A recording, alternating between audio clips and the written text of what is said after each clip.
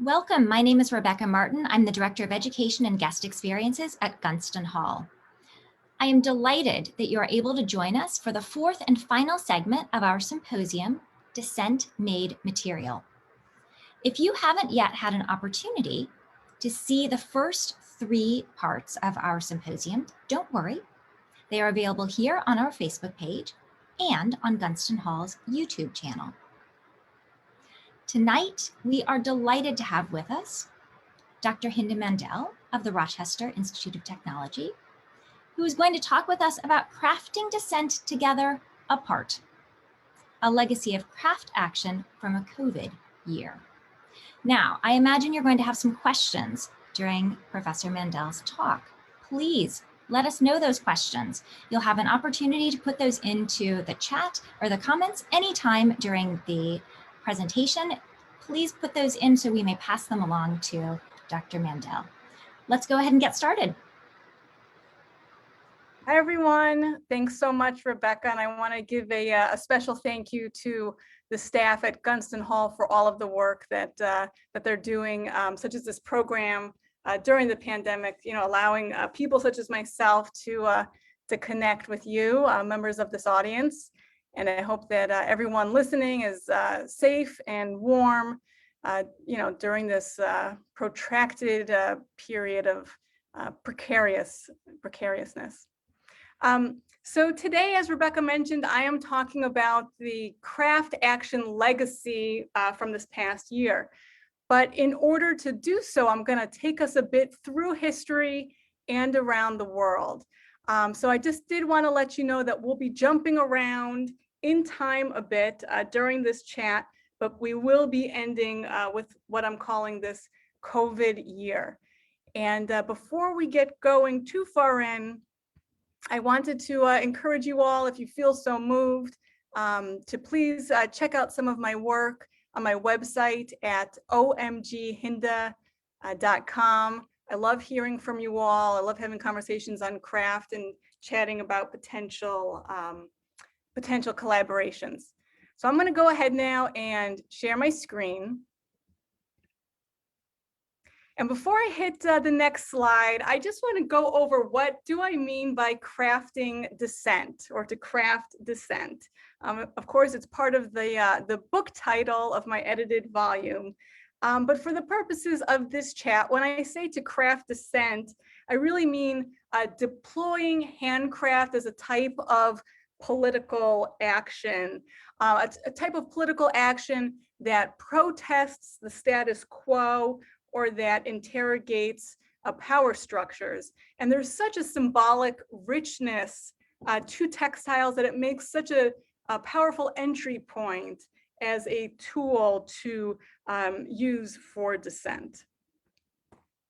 So I want to start with where this all began for me. For me, it all began with the Pussy Hats, which of course became a global project that originated in November 2016. And I had a baby the day that Trump was elected president in 2016. So a few weeks after he was born, I was on maternity leave, and I took him, in his car seat in the stroller to a coffee shop. And I was just sitting there scrolling through email, and a listserv that I belonged to relating to women and media was going wild. They were having this conversation about the so-called pussy hats, and these emails were flying back and forth. Some folks thought that it was juvenile and silly. Others thought that it was a worthwhile entry point into activism and dissent culture. And one of the things that I learned in graduate school is that where there's chatter and where there's disagreement, there's a potential research project. So that's where the idea originated for a book on crafting dissent and really kind of putting this conversation over the pussy hats and what it all means and what it can stand for into historical context. So I will get to the book in a little bit, but I want to do a bit of a take a jump around the world for a second. I told you we'd be jumping around, so just bear with me for a minute. So now we are going to Myanmar.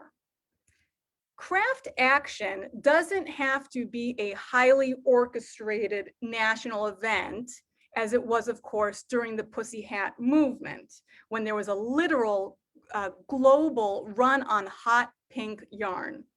Craft action can be a much quieter event relating to protest during times of national crisis.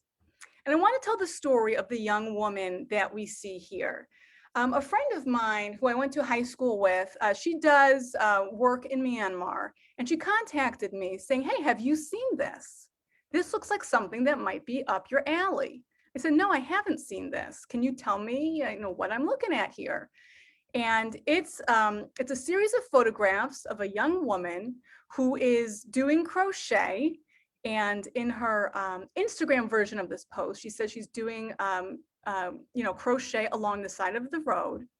That is a pro-democracy collective action to protest the Myanmar coup.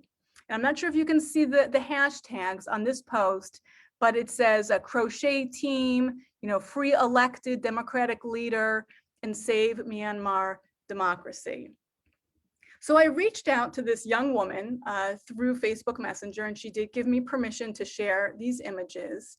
And she's a university student studying, chemistry sciences.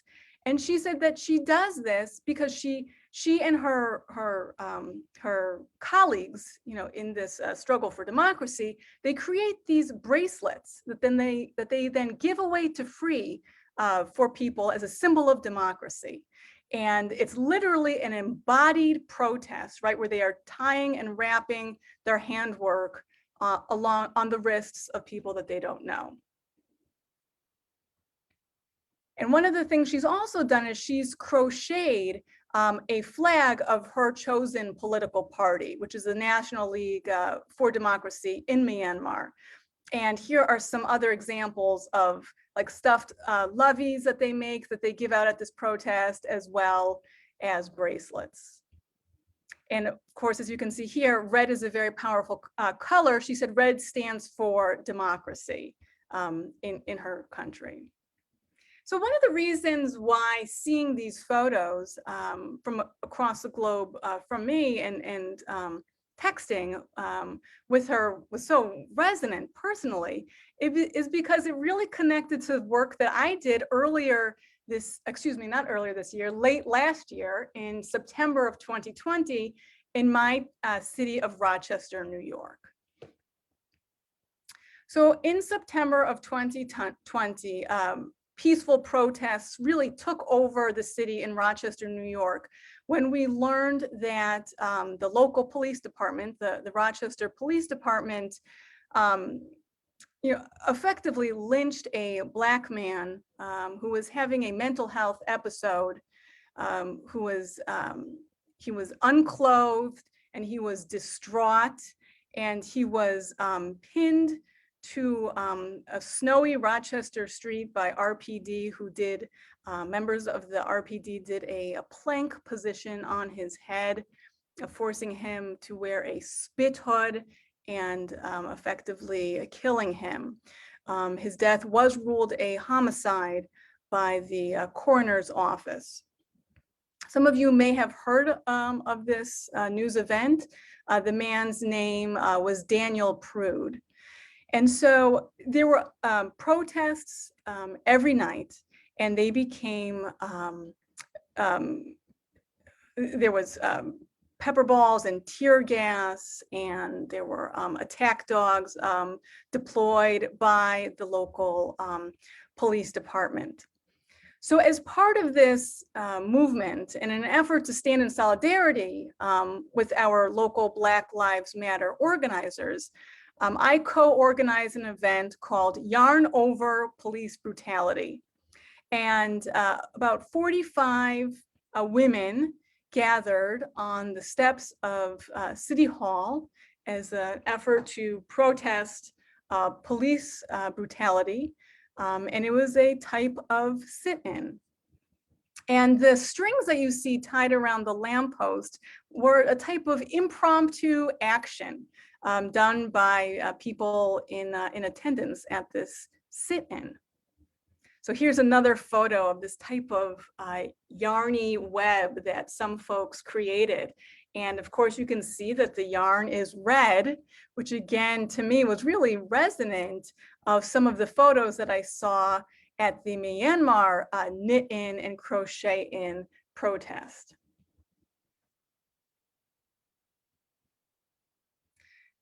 So of course, these very contemporary examples of using yarn at sites of protest. I just spoke about what happened in Rochester, and then of course you saw some photos from Myanmar.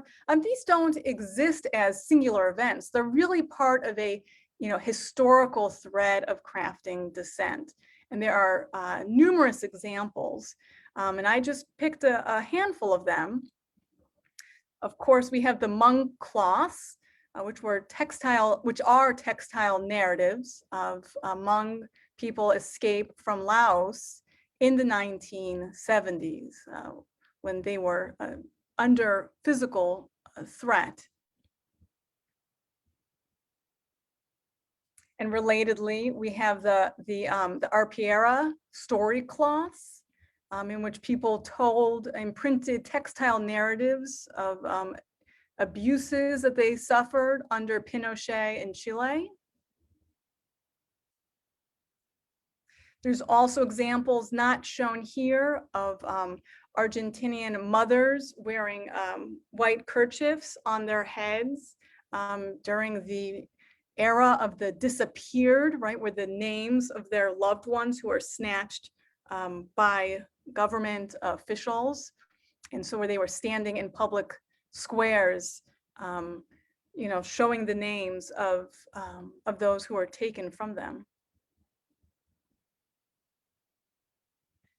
We also have the example from earlier in the 20th century of Gandhi and his use of khadi cloth as a tool of self-sufficiency and sustainability and independence, and really being a stand-in for democratic actions and ideals. So much so that the spindle became a national tool displayed on the flag once they won independence as a democracy. So some of these examples of craft action are tied together in the book, Crafting Dissent. And I want to talk here a bit about this John Singleton Copley portrait and the role of craft action in this portrait from the 1700s. The title of it is Portrait of Mr. and Mrs. Thomas Mifflin, Sarah Morris.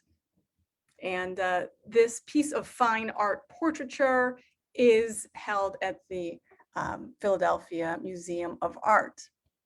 So here we have a couple. They're married. They're clearly well-heeled. They are from Philadelphia, but they came to Boston to sit for this portrait. And they are wearing, elegant gray silks that are elegant but not elaborate. And we see the woman here holding a hand loom. The fact that she chose to include this hand loom in this portrait done of her is significant of the role of homespun, which is both a tool to craft dissent, and it's a commentary of colonialists who sought independence from Britain, so that they would rather be self-sufficient and spin their own cloth and wear the products of their own handwork than support the British Empire and by purchasing perhaps more elaborate and rich textiles that the British Empire procured throughout the world. So here, even though this woman, Mrs. Thomas Mifflin, previously known as Sarah Morris, even though she did not have the right to vote, even though she could not hold political office, she is expressing publicly her political sentiments by inserting the hand loom into this portrait and by engaging in craft action. So now we are back to contemporary times as a way to kind of show the arc of craft action. So the COVID era is, of course, the past year, since we're almost up at the 1-year anniversary, of course. And there has really been an explosion of craft action during this past year, much of which has taken place online. Some of you may be familiar with the term Craftivism, which of course meshes craft with activism, using craft to make the world a better place. That phrasing, using craft to make the world a better place, is part of the Craftivist manifesto that Betsy Greer, the editor and craft activist who's responsible for coining the term Craftivism, that's her understanding, that's what she puts out there for what is Craftivism. Now, Craftivism in and of itself is not inherently political and is not inherently undergirded by dissent. Because we have this broad explanation that Craftivism is making the world a better place. So an example of Craftivism, for instance, could be stitching affirmations, positive sayings that you maybe adhere to trees or to fence posts, something like "you are beautiful" or "you are loved." That is not, inherently an act of dissent, although perhaps it kind of could be if you're putting it on private property. But what I want to talk about here are a few examples where we have, craftivist or craft action activity that has more of a dissenting type focus. So the COVID-19 Global Quilt is a digital project, as you can see. It's organized by Tal Fitzpatrick and Kate Just Knits, where people would stitch together quilt blocks. They would photograph these blocks and kind of submit it online digitally on Instagram. So it's a terrific follow on Instagram. And a lot of these individual pieces, which have been displayed digitally on Instagram, they have a strong political element. So, for instance, in the second wave piece that you see here, it offers a commentary about former President Trump not taking the coronavirus seriously. So not all of these individual pieces are political, but there is a very strong dissenting element, especially when we talk about our health matters in the US, that can be almost a revolutionary term, right? That we all deserve healthcare and that we deserve to live healthful lives and to make decisions about our own health. Another project that I want to talk about is the Tiny Pricks project, which actually originated in 2018, but it has a very strong and active showing during this past COVID year.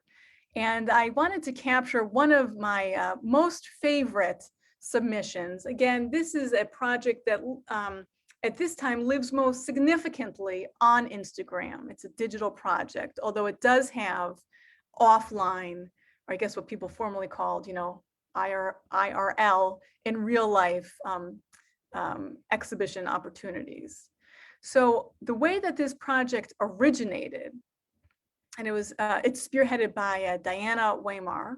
The way it originated was literally stitching quotes from former President Trump onto found textiles. And by doing so, it becomes really jarring, especially jarring, his words, putting them within stitched textile context. So the Tiny Pricks project is again open to submissions. It's spearheaded by Diana Weimar, but anyone can submit.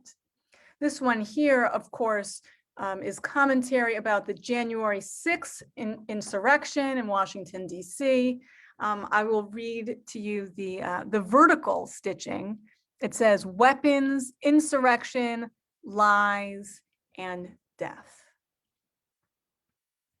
And you know, since the end of the Trump presidency, the Tiny Pricks project has transitioned a bit, where the stitched submissions are beyond Trump. They're still political in nature, but they are not exclusively about Trump anymore. And here's one last example from the Tiny Pricks project, which shows, again, a jarring example of how out of touch such a statement is.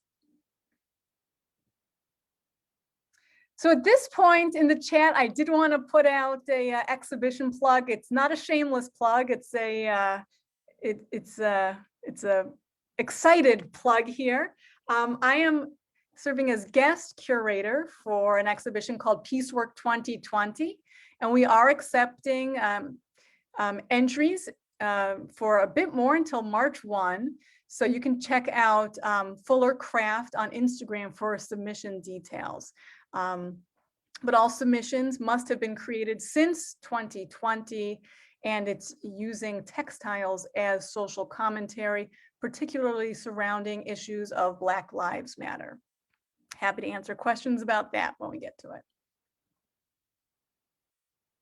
So moving on, of course, you all know that the internet happily exploded when we saw a photo of Senator Bernie Sanders sitting off a bit at the distance at the inauguration of President Biden in his comfy, cozy hand-knit mittens. So in this example, we have folks who are crafting dissent, because we know that Bernie Sanders is a famous dissenter, as here is, of course, the Supreme Court Justice Ruth Bader Ginsburg, may she rest in power. And speaking of her, we have inspiring crochet loveys and cross-stitch handwork, where people, you know, upon learning of her death earlier this fall, last fall rather, felt compelled to pay their respects by through the process of making. We also have examples of Black Lives Matter crafting dissent through yarn installations in public. And this is the work of a Carmen community artist who is based in New York City. She's another great follow on Instagram. So I'm going to end now by talking very briefly about conservative craft action. We have many, many, many more examples of those who are liberal or progressive or left of the aisle engaging in craft action than we do of those who identify as conservative makers. However, as you can see here, we have an example of conservative craft action. There's both the Stop the Steal knit hat, as well as a knit hat that speaks to Trump being censored. That is really referring to him, to former President Trump being kicked off a number of social media outlets. Of course, perhaps most notoriously, like Twitter. So if you're interested in conservative craft action, I highly recommend following Deplorable Knitter on Instagram. And you may recall that back in 2019, it seems so long ago, although I guess it's not that long ago, Ravelry prohibited all Trump-related crochet and knit patterns on its site as a way to stop hate speech and as a way to crush white supremacy. As a result of that, a number of Ravelry folks, and Ravelry is a social media site for knitters and crocheters. So as a result, a number of Ravelry folks clearly felt they were no longer welcome on Ravelry. And as a result, they founded a Facebook group. It's a private Facebook group called Unraveled. And I'm a part of this group as a type of, participant observation research. And there is some political commentary happening on that site, but it's really mostly people sharing pattern ideas with members of a community that they feel share similar ideological beliefs as they do. So I want to offer 2 bits of informed speculation as to why we don't see as much conservative craft action or conservative craftivism as we do among progressive craftivists. And this is just my opinion at this point, and I would love to hear your thoughts. So my first bit of informed speculation is fear. I spoke with 4 folks who identify as conservative and who do craft action work. And they all brought up on their own, without me having to even bring it up, that they fear being attacked publicly. They fear being shamed. They fear being falling victim and being targets of cancel culture initiated by what's known as social justice warriors on the left. So they have that real fear, and that's why they don't do frequently acts of public crafting dissent. My second reason that I'd like to offer for why we see less conservative craft action is because in order to engage in dissent, one has to go against the status quo. One has to fight the existing power structures. And when women do this, when women go against the status quo, they're basically subverting their gender expectation. And they're kind of fighting their gendered status quo. And for some conservatives, that might not feel appropriate, and that might not feel comfortable for them, unless what they are protesting and what they are dissenting and what they are subverting is acceptable to them and their community. And oftentimes that is protesting abortion. So we do see examples of conservative craft action relating to abortion. And I want to show here, I want to hold up here. This is a blue crochet baby booty that was given to me by a woman who calls herself a sidewalk minister from Alabama. And she goes every Friday to the one clinic that provides abortion access in her region of Alabama, the southeast region of Alabama. And she stands on the sidewalk and she approaches women who are about to enter the building. And she says, choose life. If you choose life and walk away from the entrance to this building, I will give you these baby booties that you can then give to your child who you give birth to. And I will also share with you this hat, which is a baby hat that is meant to be given to a woman to encourage her to walk away from choosing to end her pregnancy. So I did share with you that plug for the show, Piecework 2020. That call is still open. I am also guest curating at the Fuller Craft Museum in February 2022, a show called Crafting Conservative, where we'll be exhibiting works of craft action relating to people who identify as conservative makers. So in conclusion, there is a topic that I want to write about moving forward, and that relates to crafting dissent as an act of comradeship. And that's really using the discipline of comradeship that political scientist Jody Dean writes in her book, where comradeship is filled with joy and with people who are committed to a similar ideology. And it takes a lot of hard work, and there is always the element of danger. So I want to apply the practice of crafting dissent through a framework of comradeship. So in this past year, where we see this explosion of craft action on social media, I really see social media as a site of digital belonging. It's a site of comradeship where people who have similar ideological views and beliefs can show their work and gather support and commit to the causes that are important to them. Some people might see posting to social media as a type of digital knitting circle, but I really see it as being more distinct and unique from a knitting circle, because a knitting circle is typically, it's a closed group. They might meet regularly in a common space, but it's not generally a public event. But when people post to social media in terms of their examples of craft action, it's really more like a digital bumper sticker. That's my argument. People are promoting and advertising their own political views for pretty much everyone to see.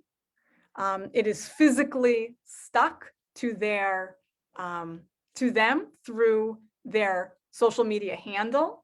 Just like when you put a bumper sticker on your car, it is physically stuck to the car. You're driving around town and people that you don't know, strangers, can see that the person driving that red Corolla supports Biden. So those are some thoughts that I'm working through and that I wanted to share with you today. And I'd love to take any questions or comments, at this time. That was fascinating. There were a bunch of craft actions I had no idea about. So I'm fascinated by everything that people are doing. One question that we've gotten, you mentioned the phrase social commentary in relation to some of the items that you showed us. What is your sense of whether there is a trend right now? Are people trying to persuade with their craft pieces, or are they simply trying to make a statement? I see it as the latter. I see it as they're trying to advertise their viewpoints.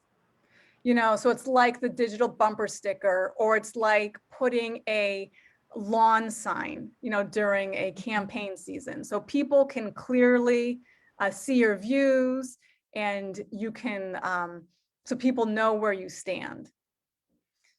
My personal opinion is that folks have almost given up on trying to persuade those who have different views from them. But there is a sense of pride in expressing one's view, and there's a sense of pride in, this is what I believe, and I'm going to share it. And you can like it or not like it, but this is where I'm at. Interesting.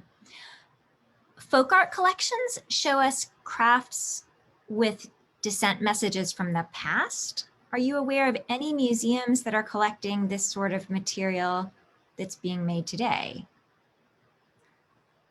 So there is a movement in the museum world, what they called rapid response, where they are trying to collect textile objects that show on the ground action. And we really saw that with the Pussy Hats.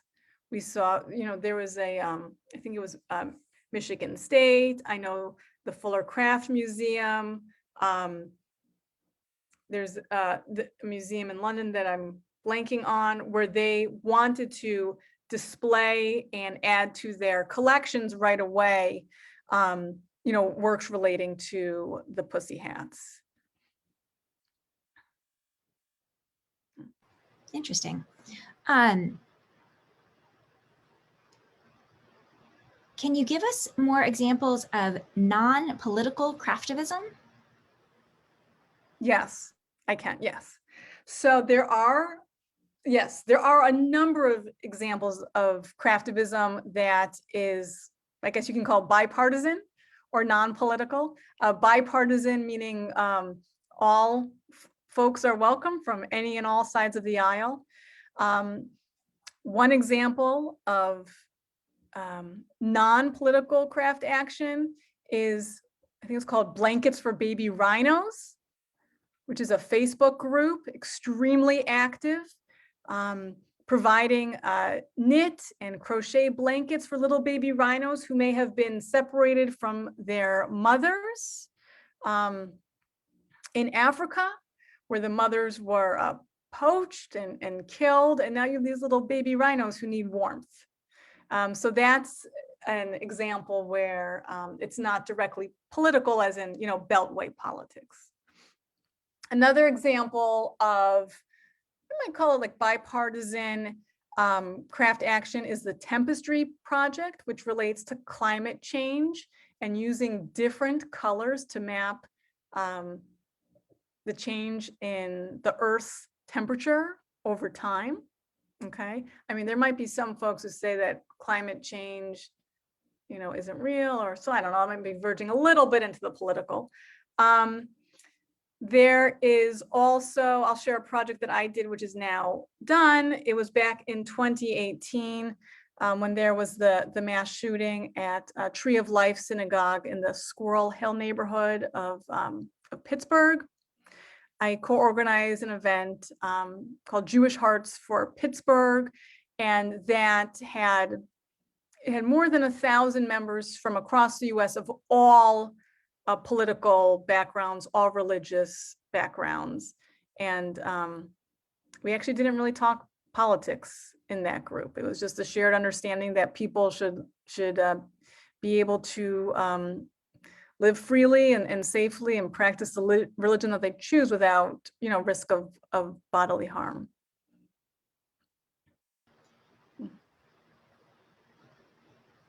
Social media seems to be an integral part of all of the actions that you've talked about. And I think it's really interesting when we consider that we started with the concept of handmade items, but then there's this technology aspect to them. Do you have any comments about that? So I think that regarding technology and regarding craft action and regarding handwork, I would say it's really closely tied to fourth wave feminism, where the digital spaces are really integral to people's identity and how they choose to express themselves and who they choose to ally themselves with.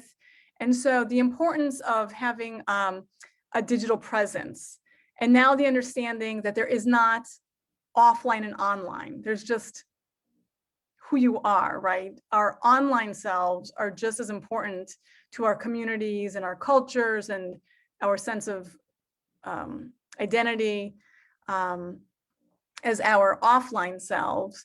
So I think, I kind of think of it this way. If I didn't post my craft action item online, did it really exist?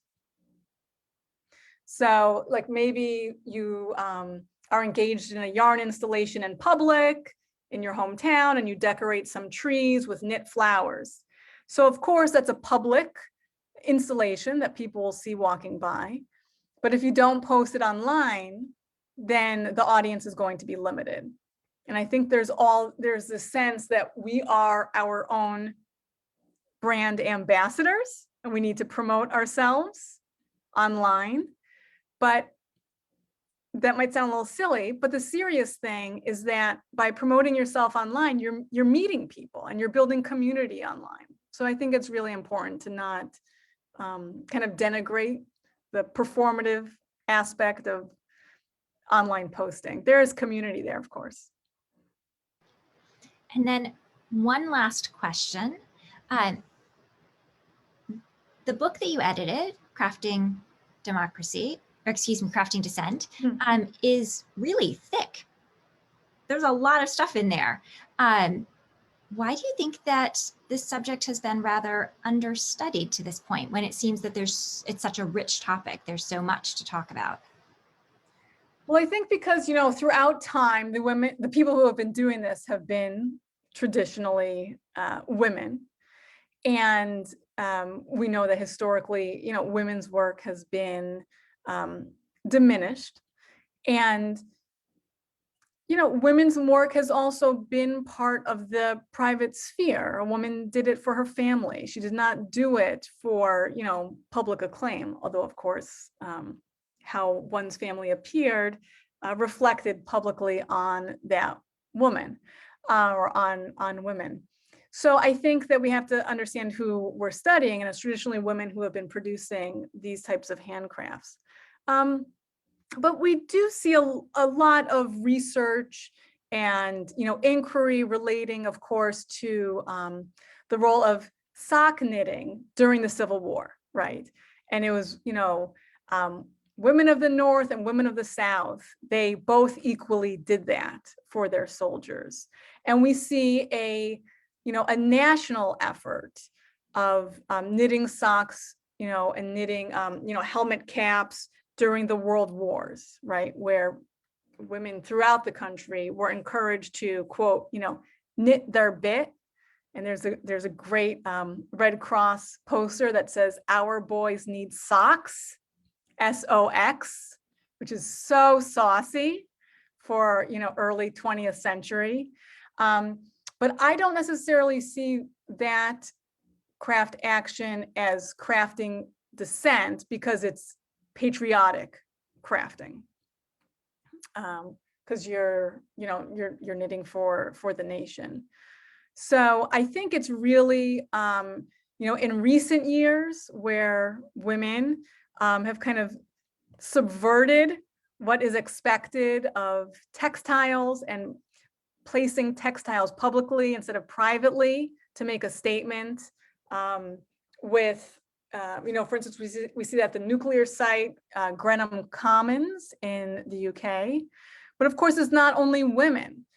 Before the Pussy Hats, the AIDS quilt, which was really led by gay men, has become a national and iconic effort to, you know, to say the names and offer tributes of people who died of AIDS in the late 20th century. And that would certainly be an act of dissent, of crafting dissent with the AIDS quilt. Well, you anticipated a question. We had just received a question about exactly that. Was the AIDS quilt started by women? So thank you for pulling in that thread without even knowing you were answering a posed question. This has been a really, really fascinating way to pull together, again, all of the threads of our symposium. I am so appreciative of your taking us from the 18th century and bringing us all the way into the 21st, and even talking so much about what's happened in this very last year. We don't often talk about such contemporary subjects in history symposia. So this has been a fascinating way to look back and think about trends and how things have changed. Thank you. I do want to mention to everyone that if you like this kind of program, please let us know. Or if you didn't like what happened today or in any of the other segments of the symposium, please fill out the evaluation. There's a link in the comments in Facebook. Please also consider making a donation to Gunston Hall to help make it possible for us to continue offering this kind of program. And please make sure you join us for the next program we're going to have. It's a program of a different flavor, and that is History in the Kitchen. It's our next installment of this program. It will be on Saturday morning. Unlike today's program, though, you do need to register in advance.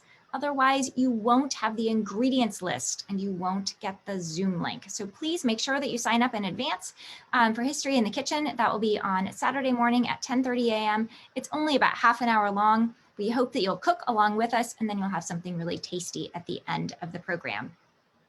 Thank you again, everyone, for joining us tonight. Remember, if you haven't seen the other episodes in the Dissent Made Material Symposium, you can find them here on Facebook or on Gunston Hall's YouTube channel. Hinda, thank you again.